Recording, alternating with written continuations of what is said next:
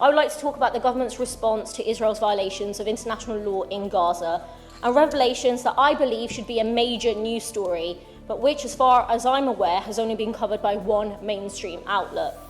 It relates to recently released court documents which reveal from very early on in the war, the Foreign Office had major doubts about Israel's compliance with international law, a fact that the government has hidden. These documents show that on the 10th of November, just a month into the war, the Foreign Office had made an internal assessment of Israel's compliance with international law and judged, and I quote, the volume of strikes, total death toll, as well as the proportion of those who are children raise serious concerns.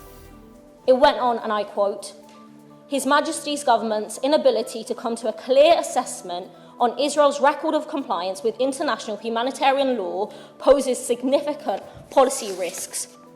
But these serious concerns were kept secret from Parliament and the public, and instead government ministers continued to give reassurances about Israel's commitment to international law. For example, just 4 days after this assessment was made, in the chamber, I asked the foreign minister if Israel had used British-made weapons for war crimes in Gaza. The minister replied saying, and again I quote, that the president of Israel has made it clear that his country will abide by international humanitarian law. And that's despite the fact, as said, that these documents show that his own department doubted the Israeli president's words. These documents reveal that another assessment made by the Foreign Office on the 8th of December expressed, and I quote, concerns regarding Israel's commitment to comply with the obligation not to arbitrarily deny access to humanitarian assistance. That, again I quote, it was possible that Israel's actions in relation to the provision of humanitarian relief were a breach of international humanitarian law. These damning judgments, again, were not made public, and instead government ministers continued to reassure the public about Israel's commitment to international law as they continue to do so.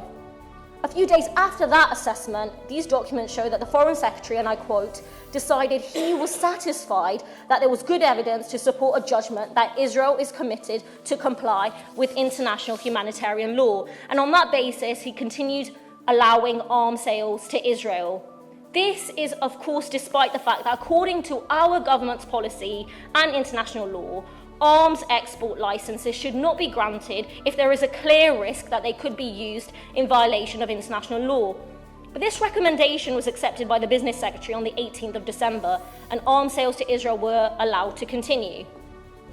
When questioned about these matters at the Foreign Affairs Select Committee earlier this month, the Foreign Secretary failed to disclose that his department had carried out a formal review of Israel's compliance with international law, and he denied that he made a ministerial decision regarding allowing arms sales to continue. Members will be unsurprised to learn that the chair of the Select Committee is writing to the Foreign Secretary asking him to clarify his comments. So, Chair, what does this tell us? Well, firstly, it tells us that early on in the war, the Foreign Office had serious concerns about Israel's breaches of international law. Second, it tells us that government ministers have hidden this fact, pretending in Parliament and in the media that they had confidence in Israel's commitment to international law. And in third, Chair, it tells us that we should have absolutely no confidence in the government's arms export licensing regime, which ministers boast as being the toughest regulations anywhere in the world, but which is clearly grossly inadequate. So in finishing, I'd like to ask some questions of the minister. Why did the Foreign Office ministers not reveal that the department had serious concerns with Israel's behaviour as early as 10th of November?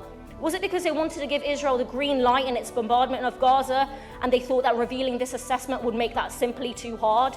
Why did the Foreign Secretary recommend continuing arms sales to Israel even though his department had these concerns? Was it because the government is too cowardly to stand up for international law, or because this government doesn't care about international law when it doesn't suit them? And finally, will the government now comply with its own rules, with international law and basic humanity at the heart of it, and stop arming Israeli war crimes? Thank you.